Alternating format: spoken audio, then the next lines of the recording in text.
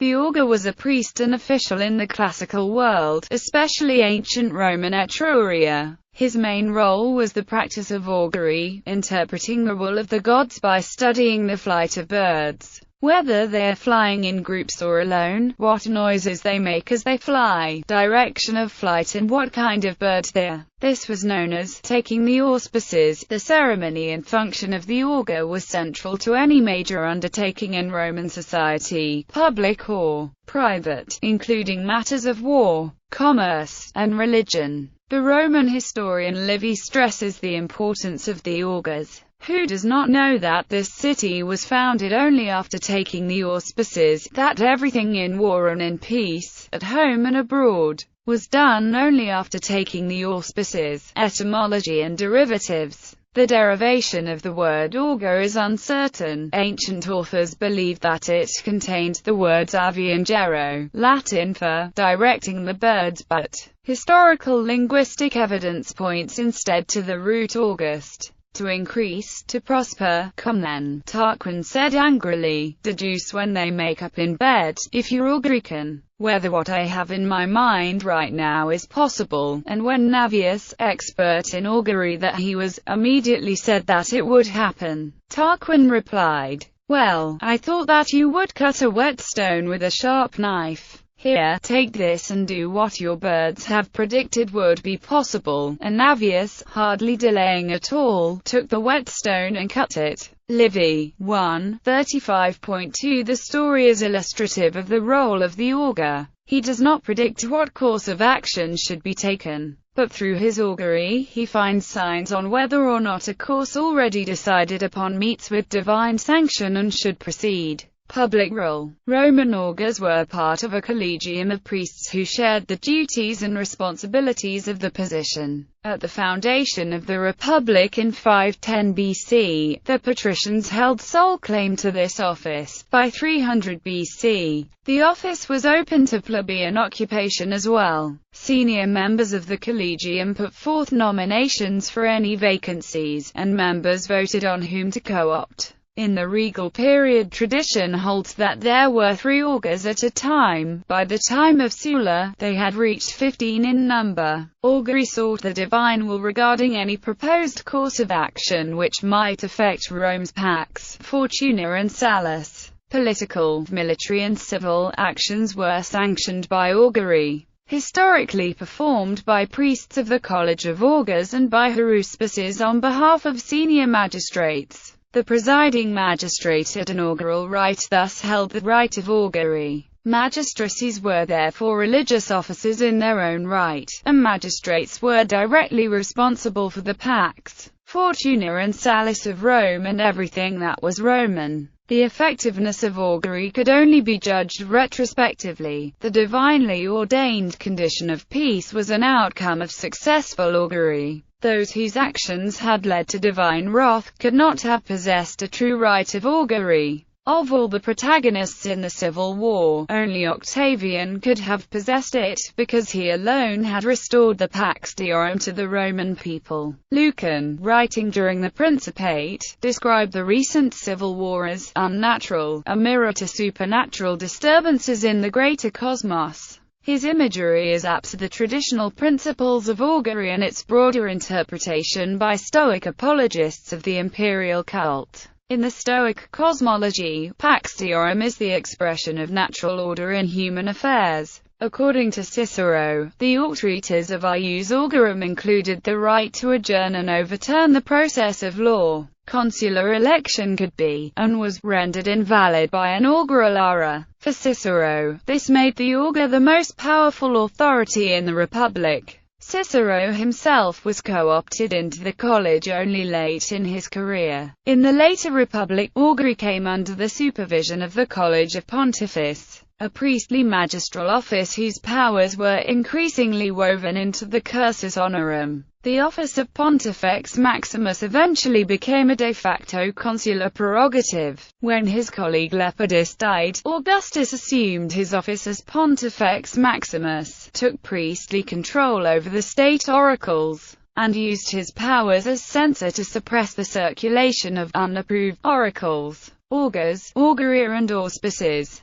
In ancient Rome, the auguria were considered to be in equilibrium with the sacra and were not the only way by which the gods made their will known. The augurs publici concerned themselves only with matters related to the state. According to Varro, they used to distinguish 5 kinds of territory: Ager Romanus, Ager Gabinus, Ager Peregrinus, Ager Hosticus, Ager Incitus. These distinctions clearly point to the times of the prehistory of Latium and testify the archaic quality of the art of augury. The jus augurale was rigorously secret, therefore very little about the technical aspects of ceremonies and rituals has been recorded. We have only the names of some auguria, e.g., the Augurum Salutis, which took place once a year before the magistrates and the people, in which the gods were asked whether it was auspicious to ask for the welfare of the Romans, the Augurum Canarium and the Venisera Auguria. The first one required the sacrifice of red dogs and took place before wheat grains were shelled but not before they had formed. Of the second we know only the name that implies a ritual related to the harvest. Augurum and auspicium are terms used indifferently by the ancient. Modern scholars have debated the issue at length but have failed to find a distinctive definition that may hold for all the known cases. By such considerations, Dumézil thinks that the two terms refer in fact to 2 aspects of the same religious act. Auspicium would design the technical process of the operation, i.e., Aves spicia, looking at the birds. His result would be the augurum, i.e., the determination, acknowledgement of the presence of the asterisk augus, the favor of the god, the intention and the final result of the whole operation. In Varro's words, agia augurum, aves specit, to conduct the augurum, he observed the birds. Since auguria publica and inaugurations of magistrates are strictly connected to political life, this brought about the deterioration and abuses that condemned augury to progressive and inarrestable debasement, stripping it of all religious value. The role of the augur was that of consulting and interpreting the will of gods about some course of action, such as accession of kings to the throne, of magistrates and major sacerdotes to their functions in all public enterprises. The prototype of the ritual of inauguration of people is described in Livy's relation of the inauguration of King Numa Pompilius. The augur asks Jupiter, "Cfas est, send me a certain signum." Then the augur listed the auspicia he wanted to see coming. When they appeared, Numa was declared king. Technically, the sky was divided into 4 sections or regions: dextera, sinistra, antica and postica. Before taking the auspicia impetrativa, the templum, or sacred space within which the operation would take place, had to be established and delimited and purified.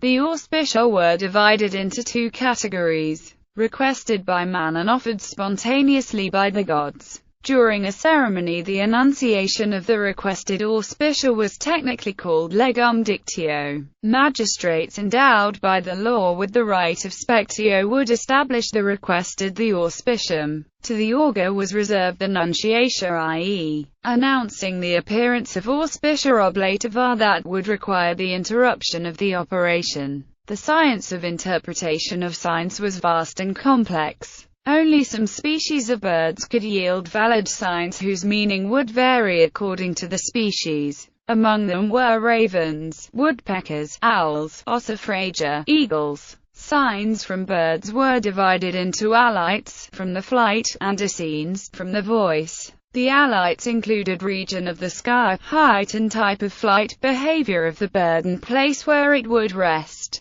The essenes included the pitch and direction of the sound. Since the observation was complex, conflict among signs was not uncommon. A hierarchy among signs was devised. E.g., a sign from the eagle would prevail on that from the woodpecker and the ossifrager. Observation conditions were rigorous and required absolute silence for validity of the operation. Both impetrativa and oblativa auspices could be divided into 5 classes: ex caello, ex avibus, ex tripudiasa, ex quadrupedibus, ex diris. During the last centuries of the Republic, the auspices ex caelo and ex tripudias supplanted other types, as they could be easily used in a fraudulent way, i.e., bent to suit the desire of the asking person. It sufficed to say that the augur or magistrate had heard a clap of thunder to suspend the convocation of the comitia. Cicero condemned the fraudulent use and denounced the decline in the level of knowledge of the doctrine by the augurs of his time. In fact, the abuse developed from the protective tricks devised to avoid being paralyzed by negative signs. For an instance, see the conversation between King Numa and Jupiter in Ovid, Faster 3, 339–344. Against the negative auspicia oblativa, the admitted procedures included